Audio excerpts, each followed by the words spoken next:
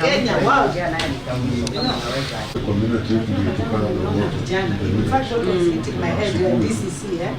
what was hitting my head? I saw boys. Imagine.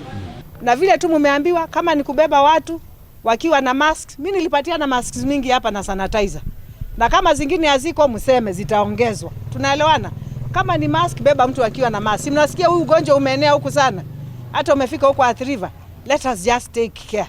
Naomba tu tafadhali tuwe watiifu. Najua mumeumia kiasi ya haja, lakini ni mzuri hata tena kusoma. Si ni kweli?